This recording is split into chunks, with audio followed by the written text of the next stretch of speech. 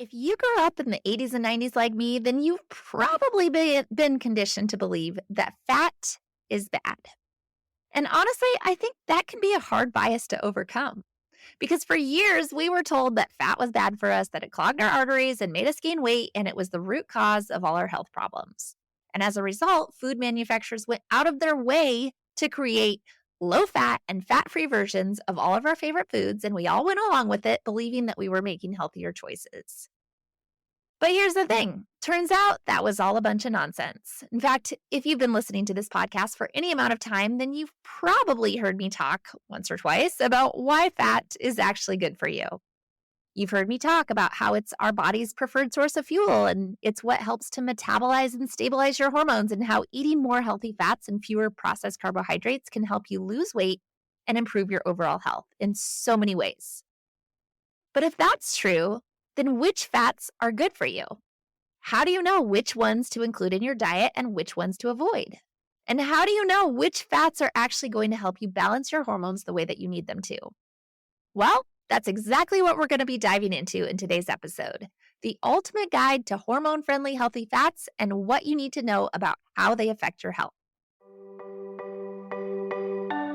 Welcome to the Feel Better, Live Free podcast brought to you by Thinlicious. I'm your host, Ruth Sukup, and here we'll talk about everything from the science of weight loss to practical tips for making your health a priority in the midst of a busy life.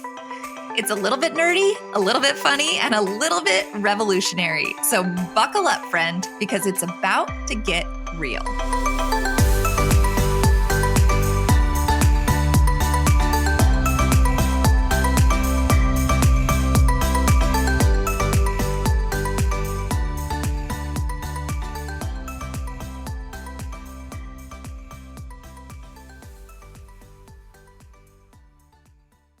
Hey there, and welcome back to the Feel Better, Live Free podcast. Once again, my name is Ruth Sukup, and I am the founder of Thinlicious and the Thin Adapted System, as well as the New York Times bestselling author of 7 books.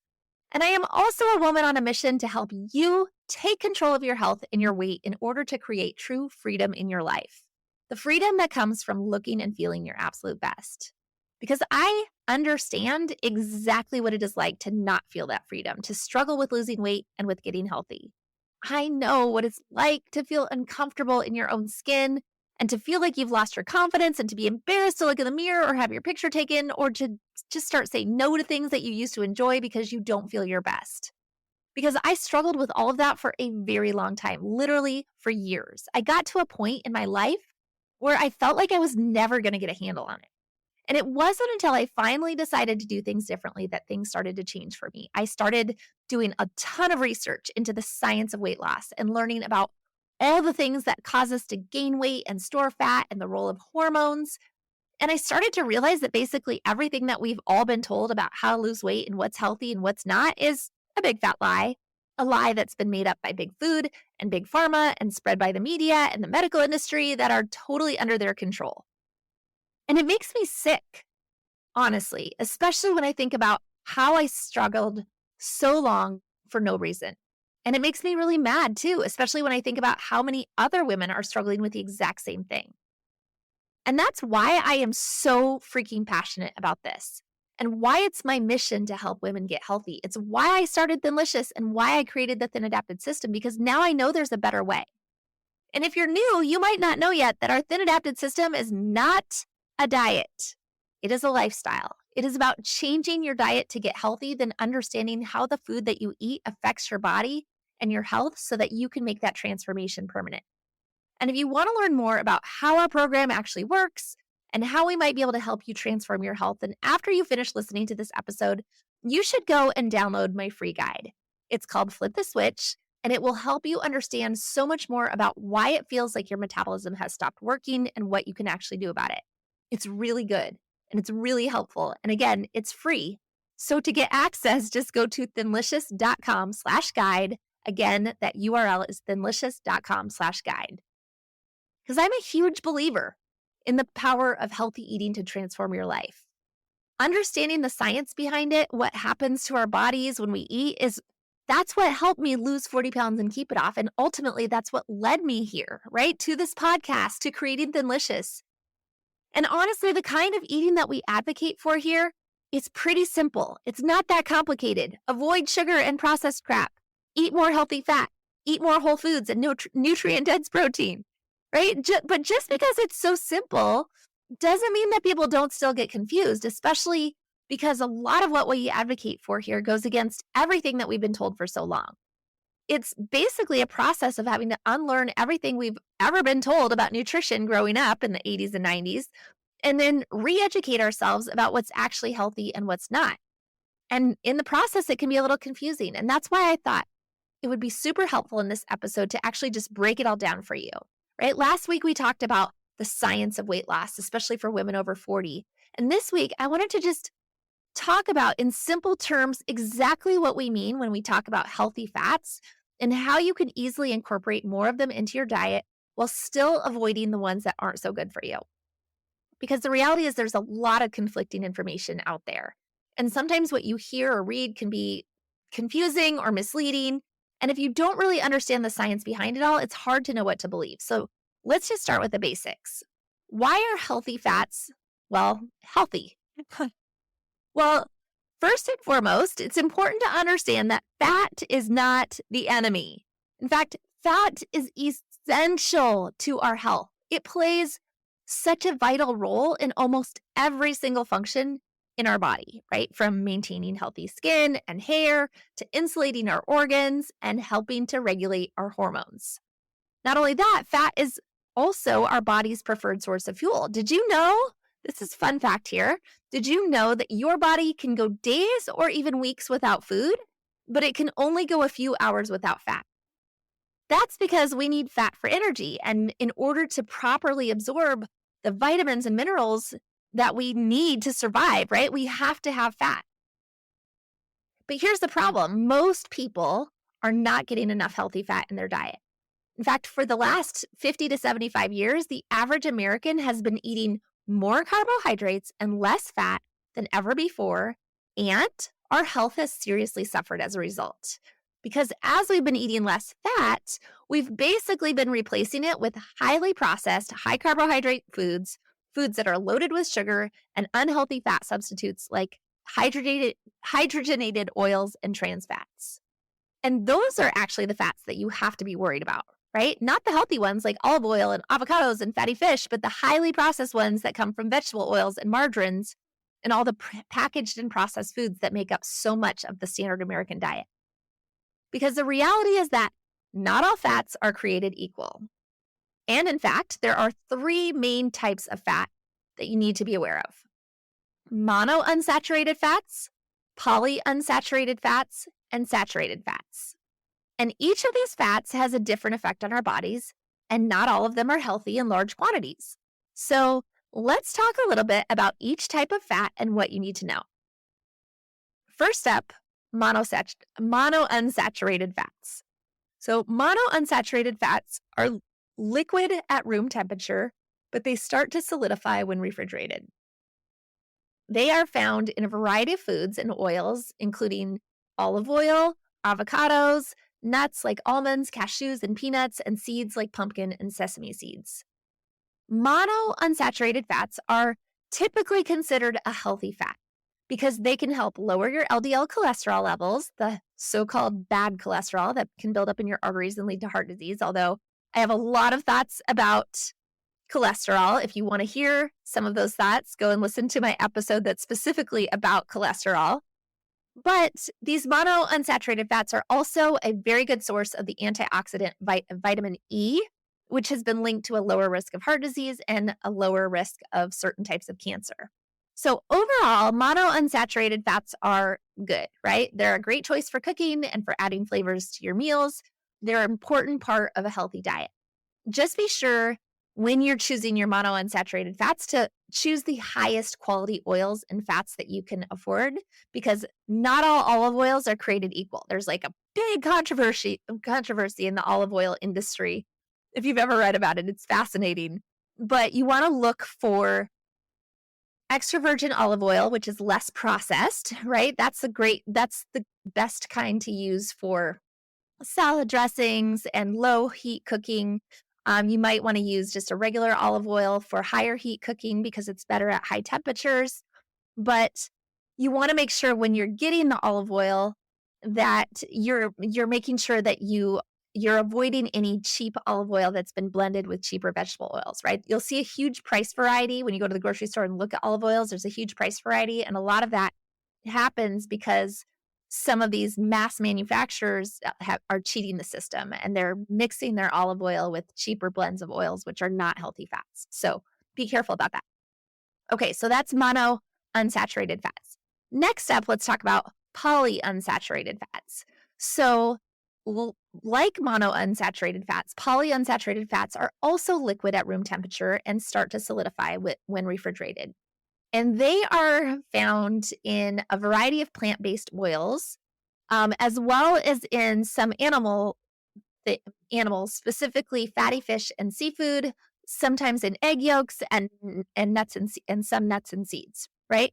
And there are actually two types of polyunsaturated fat that you've probably heard of before, omega-6 and omega-3 fatty acids. And these are different in their chemical structure, that's why they're different, as well as the unique effects that they have on overall health. And so omega-3 fatty acids are the ones that nobody's getting enough of anymore, right? It used to be that we had a balance of omega-6 and omega-3 fatty acids, but now almost everything that we eat has omega-6 and not omega-3. And so the ratio is something like 15-1 instead of 1-1. But omega-3 fatty acids have been shown to reduce inflammation in the body, which helps to protect against heart disease and cancer and other chronic diseases. They've also been linked to improved brain health and a lower risk of depression and anxiety. But just because, we're getting too many omega-6 fatty acids doesn't mean they're not still important, right? They're important for brain function and growth and development. But again, it's really important to get the right balance of omega-3s to omega-6s in your diet. And again, that's because most of us are getting way too many omega-6 fatty acids and not enough omega-3s. And when that happens, it actually contributes to inflammation and other health problems. So while polyunsaturated fats are not technically considered an unhealthy fat, typically they're considered a healthy fat. There's some confusion about polyunsaturated fats, right? Technically they're considered a healthy fat, but not all polyunsaturated fats are healthy. Because basically the good type of polyunsaturated fats tend to be the ones that are high in omega-3, that are natural polyunsaturated fats that are coming from natural products, while the bad polyunsaturated fats are the ones that are coming from any highly processed vegetable oil, right? Things like safflower oil, sunflower oil, corn oil, soybean oil, canola oil, right? Anything that's highly processed is going to be highly inflammatory and definitely the kind of fat that you want to stay away from. So that's polyunsaturated fat. There's a little bit of good and a little bit of bad. You want the omega-3s, you want to lower your omega-6s, and you want to stay away from anything that's processed. Okay, so finally, let's talk about saturated fats. Saturated fats are solid at room temperature, and they're found in a variety of animal-based foods like meat, poultry, eggs, dairy products, right? They're also found in some plant-based oils, things like coconut oil and palm oil, as well as tropical oils like cocoa butter and shea butter. And saturated fats, for a long time, have been considered a bad fat, right? And for many years, we were told to avoid saturated fat at all costs, right? But recent research has actually shown that saturated fats are not really harmful, certainly not as harmful as we once thought, and they are actually a really important healthy part of a balanced diet, right? And because studies have actually shown that replacing carbohydrates with saturated fats can help improve your cholesterol profile by increasing your HDL cholesterol, the so-called good cholesterol. Again, if you want more on cholesterol, go listen to that episode. But saturated fats also have been shown to reduce inflammation in the body and to improve insulin sensitivity, which helps to prevent type 2 diabetes. All good things, all things that we want to do. That said, it's still a really good idea to focus on getting your saturated fats from high quality sources, right? So grass-fed meat and dairy products whenever possible, because they contain higher levels of beneficial nutrients like omega-3 fatty acids and linoleic acid, right? So those are things that we want as well. You want to get as much nutrient-dense food, even in your fats, as you possibly can. And then finally, let's talk for a minute about trans fats. because these are the fats that you really want to avoid at all costs. Trans fats are always bad, right? They're a type of unsaturated fat that has been chemically altered to make them more stable and solid at room temperature. So these are found in a variety of processed and packaged foods like margarine, shortening, and commercial baked goods. And trans fats are by far the absolute worst type of fat for your health. And they have been linked, everything bad that you could think of is all about trans fats, right? They've been linked to increased risk of heart disease, stroke, other chronic diseases. In fact, they're so harmful that even the US Food and Drug Administration, which I'm not even that big of a fan of, has banned their use in commercial food products, although some products may still contain small amounts of trans fats. So the bottom line is this: when it comes to healthy fats, it's important to focus on getting a good balance of unsaturated fats, polyunsaturated fats, particularly the omega-3 variety, and saturated fats, while avoiding trans fats as much as possible. Got it? Does that make sense? Pretty simple, right? Okay, so now that you know what to look for and what to avoid when it comes to healthy fats, what are some practical ways that you can start incorporating more of them into your diet? Because I think that's something that in our program is really hard for people at first, especially when you're in phase 1, where we really encourage you to get a high percentage of your fat, right? In phase 1, the whole goal is to flip the switch on your metabolism. And the best way to do that is to go really super high fat. When you get into phase 2, you actually lower that down. It's still not considered a low fat diet. We're not low fat by any means. We still want lots of healthy fats in our diet. But in phase 1, it's like almost 80% of your calories should be coming from fat, which is a lot. So when you've grown up, like so many of us have, in this sort of fat-free mentality, it can feel like a big shift. Like, oh my gosh, I'm eating so much fat. So how can you actually get more fat into your diet? Well, here are a few tips to get you started. One is to change your cooking oil, right? This is probably the best way to start getting more healthy fat. You do not want to be cooking with vegetable oil, right? Get rid of vegetable oil, get rid of the shortening. Start cooking with olive oil, avocado oil, or coconut oil. Those are going to be great options for cooking at higher temperatures, and they're going to add tons of flavor and healthy fat into your meals, right? And be generous. Don't be skimpy when you're cooking with oil. Load it on generously. It's really good. Just be sure, again, to choose high quality oils and avoid any that have been blended with cheaper vegetable oils. It's really important. And butter is a great thing to cook with too. It's fine for lower heat, but it can burn at a higher heat. So typically I still like butter because it adds really good flavor to what I'm cooking. So if I'm using a higher heat, I will blend it with avocado oil, right? I'll heat up some avocado oil and then I'll add a little butter in there for extra flavor. But basically you should throw out any of the inflammatory oils that you have in your pantry and never use them again, right? They're toxic. Get rid of vegetable oil, canola oil, anything made with corn or cottonseed or grapeseed or soybeans or sunflower. You do not want that stuff in your body. Also, get rid of margarine and get rid of shortening. No more Crisco. And one thing that we don't always think about, but this goes for your mayonnaise and other fatty dressings as well, right? So switch to an avocado mayonnaise. I like the Chosen brand. I get it at Costco in a big jar, and it's relatively affordable, right? If you buy it in the grocery store, it's pretty expensive, but Costco's a little cheaper. And make your own salad dressing or find one that's made with good ingredients, because those vegetable oils will be hidden because they're literally in everything. Anything that's processed is probably going to have the unhealthy vegetable oils in there, which are highly inflammatory. So changing up your oil is the first step. Another easy way to get more healthy fat is just to add more avocado to your meals. Avocados are such a great source of healthy fat, right? They're packed with fiber, which is really, really important as well. Good for your gut health. Other important nutrients. So you can add avocado to your salads and your sandwiches, use it to make guacamole. Just eat it on the side with salt and pepper, right? Like start eating avocados every single day.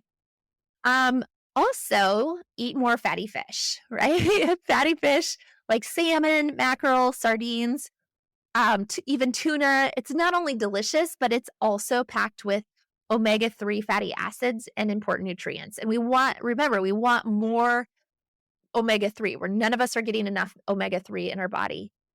So adding that in, once or twice a week can be really, really helpful. If that's really hard for you, you may want to consider taking a high quality fish oil or algae oil supplement to get more of that omega-3 fatty acid. Um, the next thing you want to make sure that you're doing if you're trying to get more healthy fat is to switch to full fat dairy products. Contrary to everything we've always been told, right? Skim milk is not better for you.